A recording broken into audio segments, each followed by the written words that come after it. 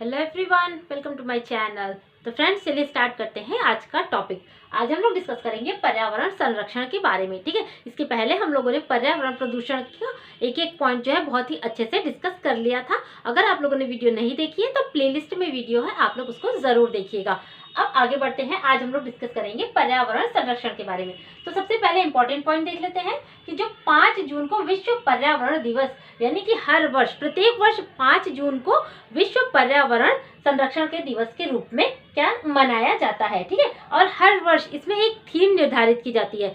इस बार की थीम क्या थी, आप लोग मुझे कमेंट बॉक्स में लिख के जरूर बताइएगा कि विश्व पर्यावरण दिवस की 2020 की थीम क्या है।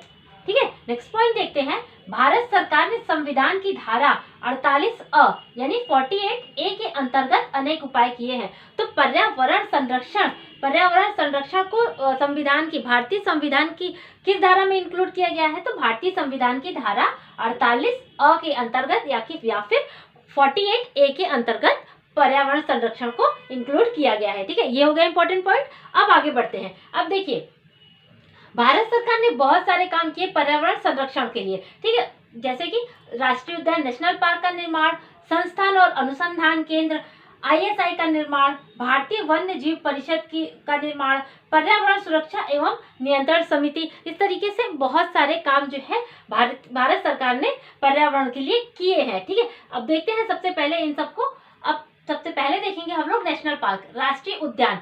ऐसे तो बहुत सारे नेशनल पार्क है इंडिया में, बट मैंने बस कुछ इंपॉर्टेंट नेशनल पार्क को ही यहाँ पर लिखा है। इंपॉर्टेंट तो सारे हैं, लेकिन जो बुक में पर्टिकुलर जो बुक में था मैंने सिर्फ वही मेंशन किया है। तो देखिए, नैनीताल में क्या है, तो जिम कॉर्बेट राष्ट्रीय उद्यान।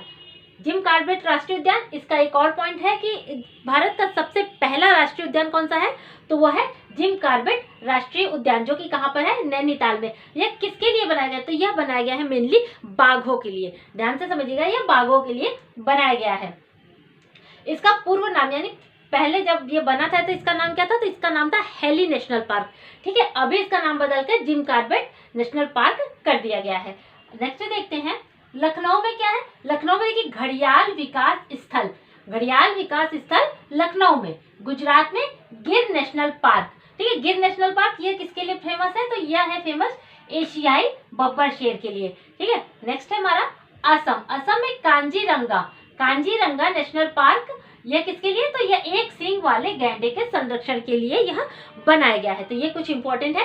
नेक्स्ट देखते हैं, अनुसंधान संस्थान व अनुसंधान केंद्र। इससे भी डेफिनेटली क्वेश्चंस जो है वह निकल के आते हैं, इसलिए मैंने कुछ अनुसंधान और संस्थान केंद्र को आप लोगों को बताया है। तो सबसे पहला है राष्ट्रीय पर्यावरण एवं औद्योगिक संस्थान, इसे शॉर्ट में नीरी भी कहा जाता है। ठीक है, नीरी भी इसको कहा जाता है। यह कहाँ पर है, तो यह है नागपुर में। ठीक है, दूसरा है केंद्रीय औषधि संस्थान। औषधि संस्थान कहाँ पर है, तो यह है लखनऊ में। साथ साथ देख लीजिए, अगर औषधि संस्थान लखनऊ में है तो लिंक कर लीजिएगा कि विष संस्थान केंद्र भी कहाँ होगा, तो लखनऊ में। दोनों क्या है, औषधि और विष, दोनों अनुसंधान केंद्र कहाँ पर है, तो लखनऊ में है। दोनों ही लिंक करके आप लोग याद कर लीजिएगा। नेक्स्ट हमारा राष्ट्रीय वनस्पति अनुसंधान केंद्र, यानी राष्ट्रीय वनस्पति अनुसंधान केंद्र, ये भी कहाँ है, तो यह भी है लखनऊ में। वैज्ञानिक एवं औद्योगिक अनुसंधान परिषद, यह कहाँ है, तो यह है नई दिल्ली में। तो ये कुछ संस्थान और अनुसंधान केंद्र है जो कि पर्यावरण संरक्षण के लिए काम कर रहे हैं। नेक्स्ट पॉइंट है हमारा भारतीय मानक संस्थान। ठीक है, ISI शॉर्ट में इसको हम लोग क्या कहते हैं, तो ISI। कोई भी प्रोडक्ट हम लोग खरीदने जाते हैं तो देखते हैं ना कि उस पर ISI मार्क है या नहीं है, तो ये क्या है, भारतीय मानक संस्थान। इसकी स्थापना कब हुई थी, स्थापना हुई थी इसकी 1948 में, और इसका मुख्यालय कहाँ है, इसका मुख्यालय है नई दिल्ली में। तो ये किस तरीके से काम करता है, तो ये जो भारतीय मानक संस्थान यानी जो ISI है, यह प्रोडक्ट को क्या